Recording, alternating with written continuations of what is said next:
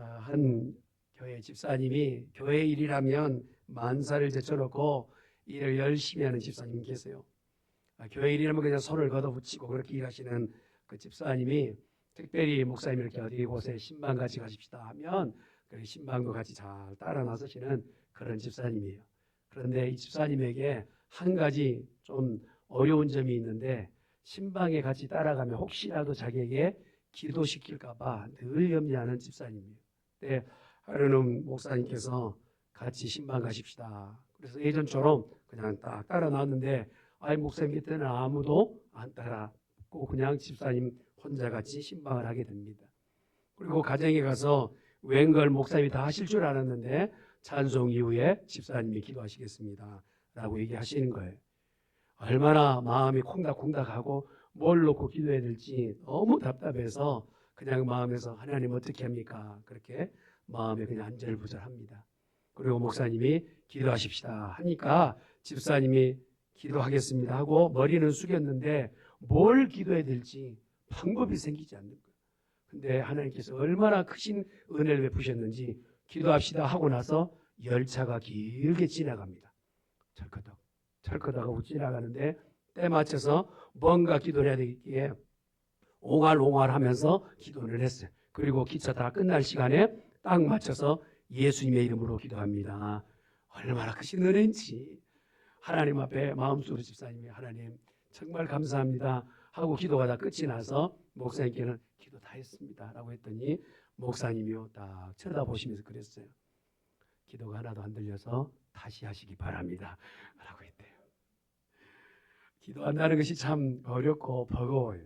그런데 우리가 쉽게 생각하면 누군가에게 내 사정을 얘기할 때 그냥 편하게 마음을 내놓으면 좋은데 누군가가 내 기도를 듣고 누군가가 이게 또 기도냐라고 평가할까 봐 그게 두려워서 염려가 돼서 아마 기도하는데 더 좀 어물쭈물하게 되고 주저주저 하게 되는 것 같아요. 하나님 앞에서 오늘 본문의 제목이 말씀을 들어 제목을 코람데오라 여러분 지었어요. 코람이라고 하는 이 코람데오의 뜻은요 라틴어에서 나온 말입니다. 코람이라는 뜻은 누구누구 앞에서라는 뜻이고 데오라고 하는 것은 데오스의 앞에 있는 이 전치사의 이 격을 따라가다 보니까 데오라고 하는 그런 내용이 된 겁니다. 다시 말하자면 하나님 앞에서라는 뜻입니다. 한번 따라할까요? 하나님 앞에서. 그렇습니다. 코람데오는 하나님 앞에서입니다. 하나님 앞에서 하나님을 의식하고 하나님 앞에서 하나님 앞에 진실하게 살며 그분의 오늘 우리의 삶의 주인인 것을 고백하는 삶, 이것이 바로 코람데오인 것입니다. 우리에게요 이 막중한 삶을 살게끔 책임을 부여하셨음에도 불구하고 우리가 그것을 그대로 살지 못한 것이 사회 전반적 문제가 되고 있는 것을 볼 수 있습니다. 한 주간의 삶은 뒤로 하고 그냥 주일 하루 예배만 드리면 내가 그 모든 값어치를 했다라고 생각하는 신앙이들 때문에 삶의 본이 되지 못하는 것들이 이곳저곳 있어서 특출나게 보여지는 것을 봅니다. 그러나 오늘 하나님은요 우리 모두의 삶이 하나님 앞에서 살기를 원하세요. 하나님 앞에서 사는 성도 때문에 세상의 모든 것이 살만하는 세상이 되어진 겁니다. 그 대표적 삶을 살았던 사람이 바로 요셉입니다. 그의 곁에 있었던 모든 상황 가운데서 세상 가운데 그냥 빌보드 살며 세상과 함께 짝하며 살아도 될 그런 상황에 놓여 있었지만 그러나 그는 그렇게 호락호락하지 않는 하나님 앞에서의 삶을 대표적으로 살았던 인물입니다. 창세기 39장 9절에 보면 보디발의 아내의 그 달콤한 유혹 가운데서 그 유혹을 뿌리칠 수 있었던 것은 코람데오가 되었기 때문에 그래요. 함께 말씀을 보겠습니다. 시작. 이 집에는 나보다 큰 이가 없으며 주인이 아무것도 내게 금하지 아니하였어도 금한 것은 당신뿐이니 당신은 그의 아내입니다. 그런즉 내가 어찌 이 큰 악을 행하여 하나님께 죄를 지으리까. 아무도 보는 사람이 없어요. 그 눈앞에 보여지는 보디발의 아내 그의 비유만 잘 맞추기만 하면 부귀영화가 보장되어 있는 그런 삶이 있습니다. 그럼에도 불구하고 오늘 요셉은 자기 스스로가 말합니다. 어찌 하나님 앞에서 내가 득제하리까? 하나님 앞에서 나는 그 일을 행할 수 없습니다 라고 말하였던 요셉, 그 요셉을 통하여서 하나님께서 이스라엘 전 이스라엘을 구원하신 것을 볼 수 있는 것입니다. 오늘을 사는 성도들에게도 마찬가지입니다. 하나님 앞에 온전히 서 있는 성도가 어디 있는지 하나님은 관심 갖고 계시는 것이죠. 이란에 가면 수스라고 하는 그 도시예요. 페르시아의 그 문화의 내용 가운데 수상궁, 여러분 수상궁 하면 금방 떠오르는 사람 있지 않습니까? 에스더 여왕.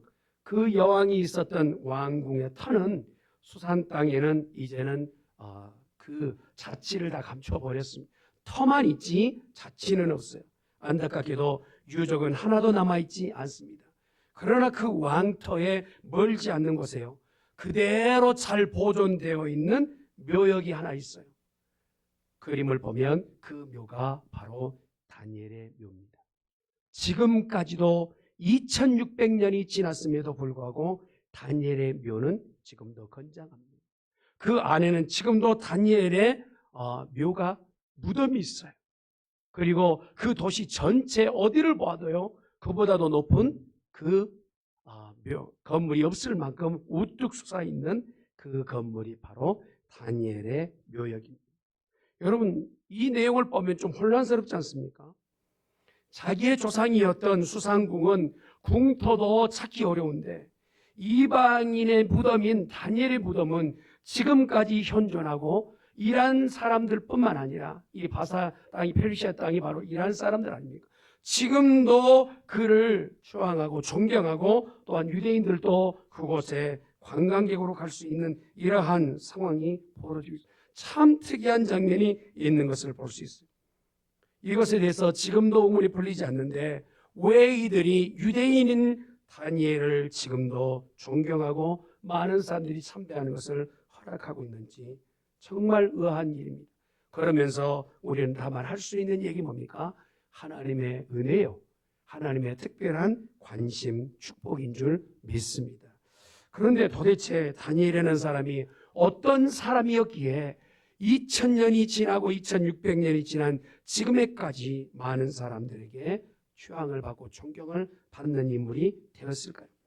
여러분, 다니엘이 있었던 그 시대적 배경을 보면 쉽지 않는 세대였습니다. 난세였습니다.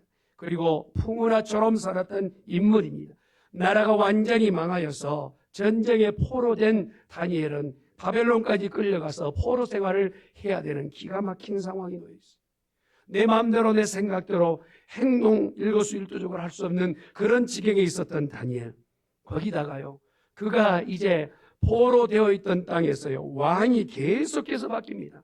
느부갓네살 왕, 에올무로닥, 네글리글라살, 라바시말뚝, 그 다음에 나보니두스, 우리가 잘 아는 벨사살까지 계속 왕이 바뀌는 그 상황 가운데 다니엘은 이 풍전등화 같은 그런 생을 계속 유지해 갑니다. 거기에다가 나라 안에서 왕 바뀌는 문제가 아니라 이제는 나라가 전체 망하고 바벨론이 망하고 이제 코레스에 의하여 나라 전체가 속국이 되는 그런 징이 있게 됩니다. 그러면요, 이런 격변한 가운데서 다니엘의 생명은 풍전의 등화와 같지 않겠습니까? 그런 난세의 위기 가운데서 하나님께서는요 부는 바람을 멈춰서라도 다니엘의 생명을 건져내십니다. 그리고 그의 인생 가운데 가장 존귀한 일들을 계속하여서 보게 하십니다. 왕이 바뀌고 나라가 바뀌어도 그의 자리와 격은 바뀌지 않는 놀라운 은혜를 허락해 주셨다는 겁니다. 여러분, 당시에 쇠주먹과 같은 통치, 철권 통치 가운데 있었던 그것 가운데 어느 누구도 두려워하지 않을 인생이 없는데도 불구하고 그의 자존감, 그가 가지고 있던 신앙의 모든 것까지도 놓지 않게끔 허락하여 주셨던 하나님, 왜 그렇습니까? 다니엘은 신앙의 절개를 지켜냈던 대표적 인물이었기 때문에 그렇다는 것입니다. 하나님의 놀라운 섭리, 남다른 하나님 앞에의 신앙생활, 그가 가지고 있었던 모든 그 신앙의 내용을 한 구절로 말하자면 코람데오에 따릅니다. 사람 보지 않고 세상 보지 않고 세상 돌아가는 그 풍물에 내가 비율을 맞추며 세상에 짝하며 돌아가는 것이 아니라 세상은 변한다 할지라도 나의 믿음은 변치 않겠다 했던 그 믿음의 결정이 그를 70년 동안이나 왕의 그 바로 두 번째 되는 이권자의 자리에 세워주셨다. 나이가 90이 된 이 노인네가 70년 동안 총리 자리에서 한 번도 내려오지 않게끔 부끄러움을 당하지 않게끔 해주셨던 하나님. 사랑하는 성도 여러분, 이 마지막 때에 하나님께서 오늘 저와 여러분을 이렇게 영화롭고 하나님 보시기에 귀한 자리에 세우시기를 원하신 줄 믿습니다. 그렇다면 오늘 우리 모두가 바로 코람 대화하는 신앙이 되어져야 될 줄 믿습니다. 느부갓네살 왕에 의해서 이스라엘 백성이 패망하고 하게 되고 그 일 이후에 끌려가서 그가 행하였던 것 중에 하나가 뭐냐면 왕족과 귀족의 자녀들에게 3년 동안 프로그램을 하는 거예요. 캐리큘럼을 짜가지고 그들에게 계속적으로 교육을 합니다. 그리고 나서 이 충성스러운 엘리트 그룹을 만들어내고자 하는 것이 바로 느부갓네살의 그러한 정책이었어요. 3년의 그 과정을 잘 마치기만 하면 그곳에서 엘리트 그룹이 형성되고 머리 좋은 유대인들이 자기 수하에서 잘 자라게 되어서 자기의 수하에 둘 그러한 목들이 될 것을 기대한 것입니다. 그가 먼저 해서 바꿔낸 것 중에 하나가 뭡니까? 이름부터 바꾸게 된 거예요. 우리가 잘 아는 것처럼 다니엘이라는 이름은 우리가 지금 계속 불려주지만 이 느부갓네살 왕에 의해서 이름이 바뀌었던 것이 바로 벨드사살입니다. 그의 이름은 뜻이 뭡니까? 당시에 느부갓네살 왕이 섬겼던 그 땅의 신의 이름이 벨이었습니다. 그래서 벨드사살의 이름은 벨이여 다니엘의 생명, 그의 생명을 보호하소서라고 하는 이름을 바꾸고 그의 모든 생활을 이제 통치하고 컨트롤하는 그런 가운데 있긴 특별한 대우 가운데 왕의 그 상에서 내려진 음식과 포도주는 주위에 있는 많은 사람들에게 특권 의식을 나타내 보이며 너는 이만큼 사랑받는 자야, 대우받는 사람이야 라고 하는 그 증거물로 왕의 상에서 음식을 내려갑니다. 자, 이쯤 되면 프로그램화되었고 카리큘럼의 앞에 있었던 다니엘이요, 야, 이제 포로는 되었지만 내가 이제 명색이 유명세를 탈 수 있는 자리에 되었구나 하는 그러한 결정을 할 수 있을 텐데 그의 마음의 중심에는 이렇습니다. 오늘 읽었던 말씀 1장 8절의 말씀을 같이 봅니다. 시작. 다니엘은 뜻을 정하여 왕의 음식과 그가 마시는 포도주로 자기를 더럽히지 아니하리라 하고 자기를 더럽히지 아니하도록 황관장에게 구하니 먼저는 그가 행하였던 것 중에 하나가 뭡니까? 뜻을 정하였다는 것입니다. 한번 따라합시다. 뜻을 정하였다. 사랑하는 성도 여러분, 하나님의 백성이 이 땅 가운데에요, 백성된 역할을 감당하려면 먼저 뜻을 정하여야 됩니다. 그냥 자연스럽게 세상은 변하지 않습니다. 그냥 두면 세상이 더 좋아질 것 같지만 믿는 자가 내가 무엇인가 결정하지 않으면 절대 세상은 변하지 않는다는 사실. 나같이 볼품없고 나같이 내놓을 것이 없는 인생을 통하여서 하나님께서 무엇인가 하시기를 원하신다면 나는 저와 여러분 모두가 뜻을 정하는 성도가 되어져야 될 줄 믿습니다. 바벨론에 동화되지 않겠다는 마음 말입니다. 신앙만큼은 내가 절개를 지키겠다는 마음 말입니다. 세상의 모든 것이 다 변한다 할지라도 나의 믿음은 내가 지켜내겠다라고 하는 그 믿음, 이것이 바로 코람 대오인 줄 믿습니다. 그러려면 먼저 우리가 유혹을 뿌리쳐야 된단 말입니다. 다니엘에게 이 프로그램은요, 일생일 때 한 번 오는 그런 기회였어요. 다시 오지 않는 기회였습니다. 한 번 놓치게 되면 다시 올 것이라고 장담할 수 없는 이 느부갓네살 왕 앞에서 프로그램. 좋은 성적만 내고 그리고 잘 교육만 받기만 하면 입신양명할 수 있는 이런 보장되어진 인생이 바로 다니엘의 눈앞에 있단 말입니다. 이런 결정적 얘기 가운데서 누가 감히 이것 아닙니다 라고 말할 수 있는 이가 어디 있겠어요? 그러나 다니엘은 그 신앙 앞에 타협하지 않습니다. 포로가 되어서 강제로 끌려가는 것은 할 수 없어요. 나라가 망하는 건 또 어쩔 수 없는 것입니다. 그 프로그램 가운데 교육받는 것도 어쩔 수 없어요. 그러나 내게 주어진 그 음식을 먹거나 마시지 않는 것은 내가 결정할 수 있는 일일 수도 있다는 것을 다니엘은 오늘 얘기합니다. 그가 지금 음식을 먹는 것을 결정해야 되는 것은 뭡니까? 우상 앞에 먼저 제물을 드렸던 그 음식, 내 입에 삼킬 수 없는 거예요. 예레미야 선지자를 통해서 이전에 주셨던 말씀을 들었던 다니엘, 그가 들은 말씀을 통해서 그는 오늘 믿음으로 결정하는 겁니다. 뜻을 정하여 이것만큼은 내가 양보할 수 없다는 겁니다. 패전국 왕과와 그의 왕족들이 운명은 너무 뻔한 상태입니다. 죽거나 능멸당하거나 사람들에게 놀림감을 당하는 것은 당시 있었던 흔한 일들입니다. 내가 조금만 잘못하면 능멸당하고 많은 사람들에게 조롱거리가 되는 것이 지금 불을 보듯 뻔한 그런 상황 가운데서 나는 하나님의 통치를 받기를 원한다. 하나님만을 내가 섬기기를 원한다. 이 믿음에 결정한다는 것은 쉬운 일이 아니었습니다. 이스라엘 민족 가운데서 우상 숭배하고 불신의 결과로 참혹한 현실이 있는 것은 사실이지만 나만큼은 지금 이 자리에서 믿음을 선택하겠다 결정하였던 이 일. 여러분, 세상 가운데 유혹이 우리 가운데 밀려온다 할 때 그 유혹을 뿌리칠 수 있는 것은 마음의 결정이 있어야 될 줄 믿습니다.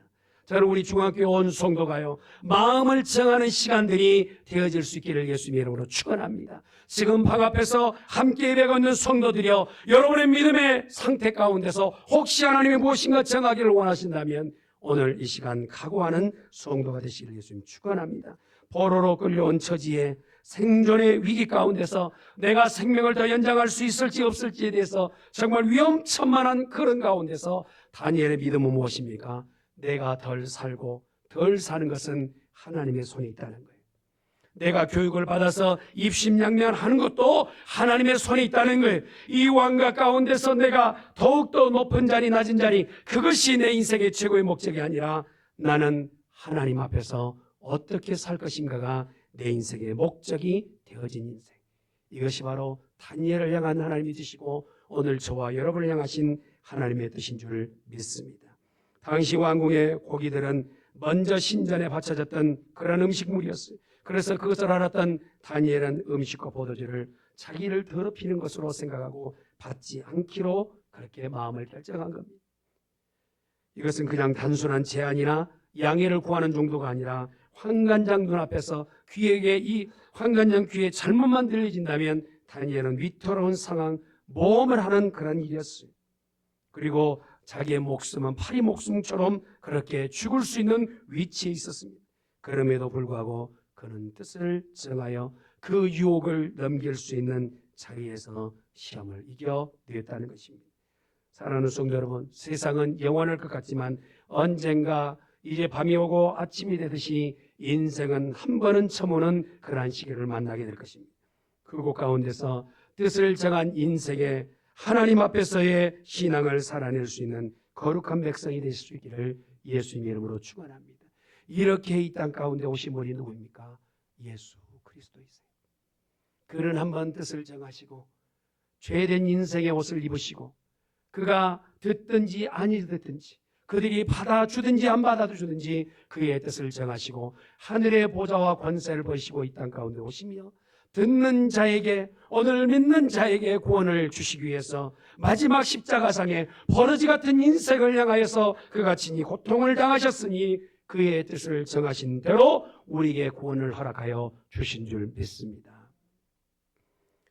다니엘은 열흘 동안 시험을 고기와 술을 뺀 채식만 먹겠다라고 지금 환관장이 얘기했을 때 듣지 아니하여 감독관에게 다시 요구해서 결론적으로 얘기합니다. 여러분, 얼마나 다니엘이 뜻을 정하는 시 명확한 뜻인지 보세요.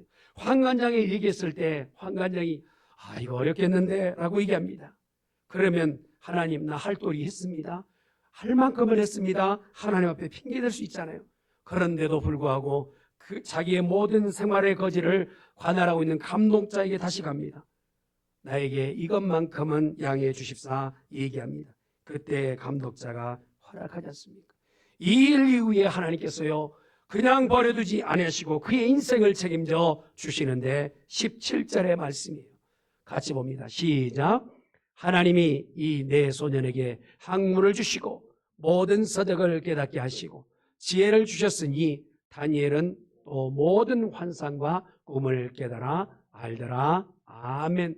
하나님 앞에 마음을 정하고 이제 하나님 앞에 온전한 삶을 살려고 작정하였더니 하나님께서는 알지 못하였던 크고 비밀한 일을 다니엘에게만 열어주셨다라는 거예요.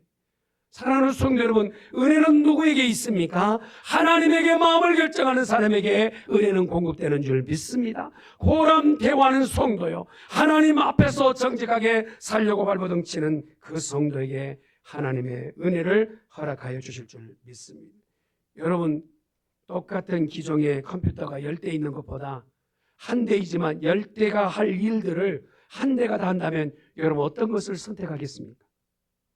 10대 그냥 원하게 있는 것보다 한 대의 성능이 좋은 컴퓨터를 내가 붙잡지 않겠어요? 오늘 다니엘을 보니까요, 다른 사람이 가지고 있는 지혜보다 10배나 특출한 지혜를 가지고 있었다라고 얘기합니다.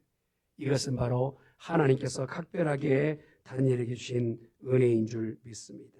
느부갓네살이 3년 뒤에 소년들을 대면하여 보았을 때 그들의 얼굴은요, 이전에 다른 소년들을 보았을 때보다 훨씬 더 윤기가 자르라고 얼굴빛이 정말 귀한 자녀들의 모습인 것을 보게 됩니다. 하나님은요, 마음을 하나님에게 정한 자에게 손해보게 하지 않으신다는 사실을 기억하시길 바랍니다.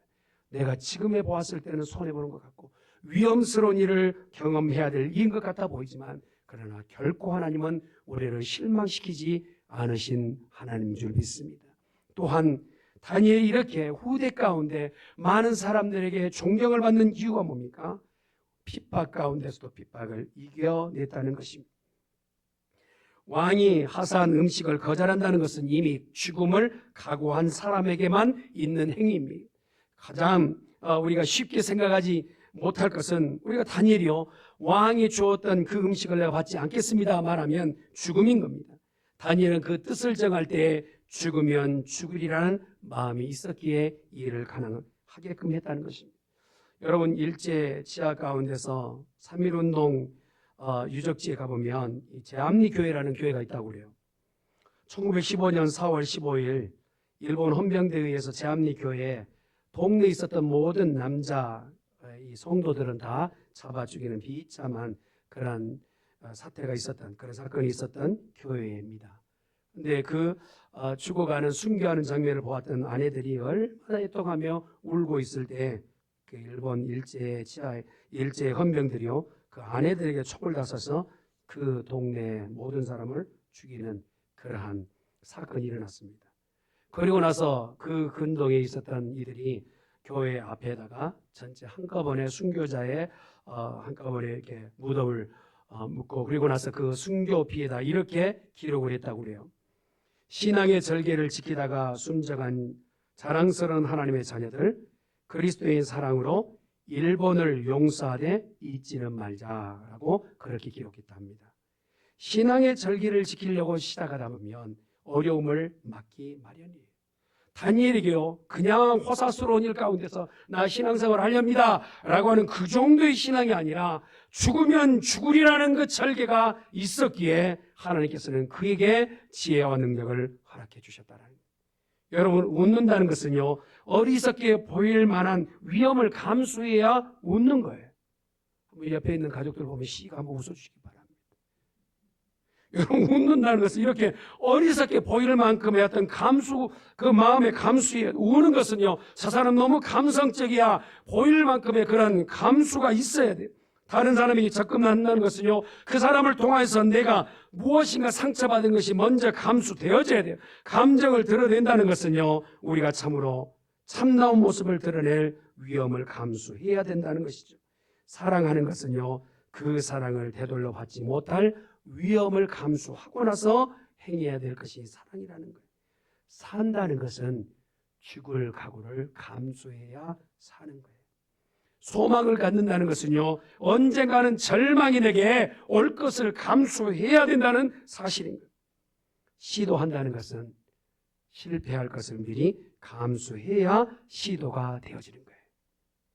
위험을 감수하는 것은 당연한 것입니다. 왜냐하면 인생은 가장 큰 위험을 감수하면서 가는 것이 바로 인생이기 때문에 내가 아무것도 감수하지 않고 아무런 위험도 감수하지 않는다면 그는 살았다라고 말할 수 없는 것이죠. 믿음도 마찬가지입니다. 오늘 우리가 눈앞에 보여져 너무 편안한 일만 내가 결정한다면 그의 믿음에는 하나님께서 무엇인가 보여주고 싶은 그 보여줌의 결과를 볼 수 없는 것입니다. 위험을 결정하고 위험이 있는다 할지라도 믿음을 결정하는 사람은 분명히 그 위험 뒤에 하나님의 준비하신 놀라운 것을 보게 될 줄 믿습니다. 또한 다니엘은요, 이렇게 위험스러운 일을 결정하고 각오했다 해서 자기의 삶에 있어서 그냥 그렇게 호의호식하며 등한히하며 게으른 인생을 사는 것이 아니었어요. 여러분, 다니엘 6장에 보면 정부의 조직을 짰을 때 3명의 총리와 고관 120명의 그런 체제를 만들어냅니다. 이것이 이미 다니엘 6장에 기록되는 내용이에요. 그런데 놀라운 것은 다니엘 6장 3절에 보면 이렇게 기록되어 있어요. 한번 같이 봅니다. 시작. 다니엘은 마음이 민첩하여 총리들과 고관 뛰어남으로 왕이 그를 세워 전국을 다스리게 하고자 한지라. 하나님께서 하나님 앞에 코람대오하는 이러한 신앙 가운데 있는 다니엘에게 세 총리 중에서도 그 총리 위에 자리를 높이십니다. 그것도 이방인이에요. 다니엘은 다른 총리들의 눈총이 지금 이제 쏘아붙일 그 눈총의 따가움을 감수하고 이 일을 해야 돼요. 왕 앞에서 존귀함을 받는 그 자리에 세우시게 됩니다. 그래서 그 주위에 있었던 총리와 많은 사람들의 가운데서 눈총을 받게 되는데 6장 4절에 기록된 말씀을 보세요. 시작.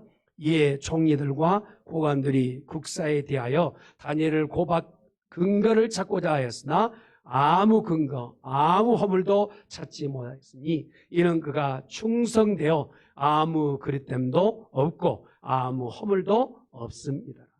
하나님 앞에서 신앙하는 성도는요, 세상 가운데서도 흠을 가지고 살아서는 안 돼요. 어떻게 살든지 간에 바르게 정직하게 살아내는 성도의 모습이 되어야 될 줄 믿습니다. 믿노라 하면서도요, 믿음의 그 이름에 정말 더 많은 사람들이 욕지거리를 듣는 그러한 신앙의 모습은 곤란해요. 하나님 앞에서 사는 사람은요, 세상 가운데서도 바르게 사는 성도가 되어져야 될 줄 믿습니다. 여러분, 우리가 지나온 일제 치하 가운데서요, 그리스도인이 급격하게 늘었을 때 정말 1200만이나 되는 그 인구 가운데서 그리스도인의 분포는요 불과 1만 명밖에 되지 않았답니다. 그런데 황성신문에 의하면 부패한 관료와 부패한 어떤 사람들이요 기독교인들이 있는 지역은 가려고 하지 않은 거예요.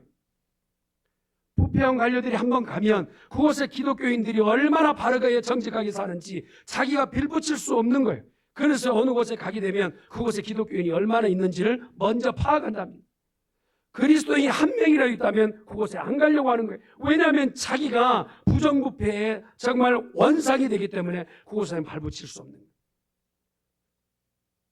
뜨거운 고국도 많은 그리스도인이 있다 하지만 이 미국 땅은 그리스도인이 처음 시작하였던 곳 아닙니까? 그럼에도 불구하고 나라와 민족이 얼마나 부패한 가운데 있는지 우리가 보아도 정말 하나님께서 울분을 토하시며 오늘 우리에게 말씀하시는 것 같아요. 사람 앞에 서지 마라. 하나님 앞에 서라. 하나님 앞에 정직해라. 좀 세상에 나를 대신해서 하나님이 살아계시는 좀 보여주며 살라 말씀하시는 하나님의 그 울부짖음이 들려지는 것 같아요. 저는요 종료주일 오늘 되었음에도 찬송가를 다 정하고 나서 말씀을 정할 때요 하나님 어떤 말씀을 전해야 돼요? 절기면 절기설교를 해야 되는데 어떤 걸 전해야 될까요? 했을 때 하나님께서요 후대 가운데도 믿음이 정말 거론될 만한 고람되어한 인생이 되기를 원하는데 절기만을 지날 것이 아니라 내 믿음도 후대에게 보여질 만한 믿음의 사람 되어야 되겠는데 믿음으로도 하나님 앞에 영광 돌리고 또한 행하는 것으로도 세상 사람들에게 존경받는 우리 모든 성도가 되기를 하나님은 원하고 계시는 거예요.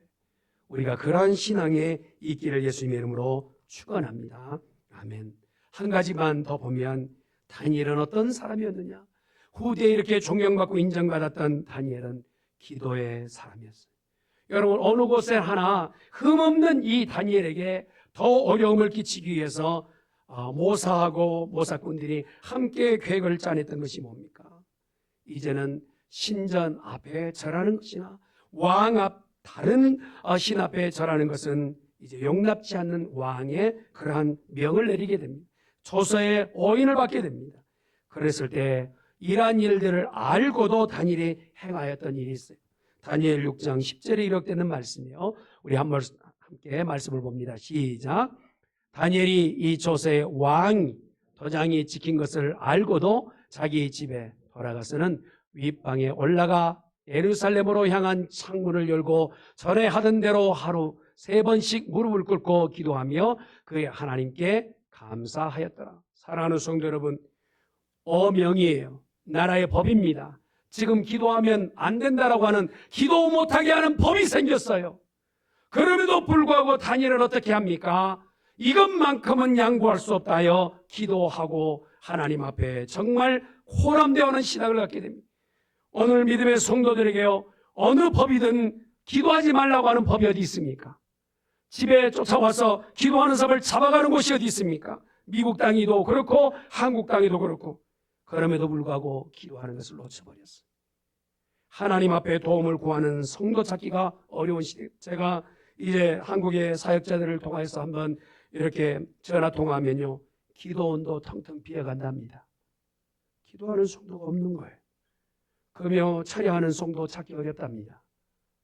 미국 땅은 뭐 두말할 것 없이, 저는요 이번 기회를 통하여서 정말 애절하게 하나님 앞에 도움을 구하며 기도하는 이 기도의 불이, 전역 미국 전체에 기도의 불이 활활 타오르는 역사가 있기를 예수님의 이름으로 축원합니다. 이미 알고 있어요. 내가 이렇게 기도하면 붙잡혀갈 것을 알고 있음에도 불구하고 누구보다 더 잘 아는 사람이 다니엘의 기도만큼은 하나님 앞에 엎드려 꿇고 기도하는 거예요. 그러니 하나님께서 그를 죽이시겠습니까? 그를 어려움 가운데 두시겠어요? 사자굴에 던져졌다 할지라도 하나님께서는 사자를 고양이처럼 잠재우시고 오히려 하나님의 사람이 누구인지를 보여주는 귀한 기적의 장소로 만들어내신 거예요. 알고도 그렇게 했다라는 거예요. 전에 하던 대로 그랬다는 거예요. 여러분, 인생의 마지막에 남길 말은요, 평상시에 하던 말을 남기고 갑니다. 여러분, 껄껄껄 하는 사람은요, 결국 죽을 대로 껄 하고 죽는 거예요. 그러나 기도하는 사람은요, 할렐루야, 할렐루야 하며 가는 거예요. 저는 우리 중학교에 온 성도가 이러한 은혜를 경험할 수 있기를 예수님의 이름으로 축원합니다. 더 놀라운 것은요, 오늘 6장 10절의 마지막 부분 보십시오. 그의 하나님께 어떻게 했다고요? 감사해야 돼요. 아니, 이렇게 신앙생활 하려면, 하다 보면 하나님이 내게 어려움을 모면하게 해주셔야지, 혹시라도 정말 기적 가운데 있을 줄 알았는데 나의 이 기도하는 자리에 어려움이 당하게 됐으니 더 기가 막힌 일 아닙니까? 그런데도 다니엘은요, 하나님을 신뢰하는 거예요. 하나님께서 분명히 나에게 은혜를 베푸실 거예요. 그러지 아니한다 할지라도 하나님은 감사 받으실 하나님인 것을 고백한 거예요. 사랑하는 성도 여러분, 호람되어 하십시다. 오늘 읽었던 말씀을 좀 요약하면 요한복음 4장 24절에 기록된 말씀을 얘기할 수 있을 것 같아요. 요한복음 6장 24절 말씀 같이 한번 따라합시다. 하나님은 영이시니 예배하는 자가 신령과 진정으로 예배할지니라. 할렐루야. 사랑하는 성도 여러분, 아마 지금 지나온 3주 동안 그 전에 하지 못했던 새벽 예배, 또한 금요 심야, 또한 각종 예배들, 수요 예배까지 여러분들 참여하셨어요. 왜 하나님께서 이렇게 예배에 여러분을 초대하고 계실까요? 세상이 막바지 왔기 때문에 그래요. 더 갈 곳이 없어지고 있기 때문에 그래요.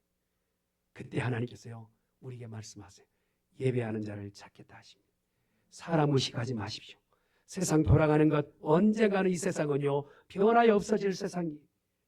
느부갓네살 다음에 바벨론의 문화가 이제 가고 바사 세상에 오는 것처럼 세상은 다 변해가요. 오직 남는 것은 믿음의 사람의 고백이 호람되어 되시기를 예수님의 이름으로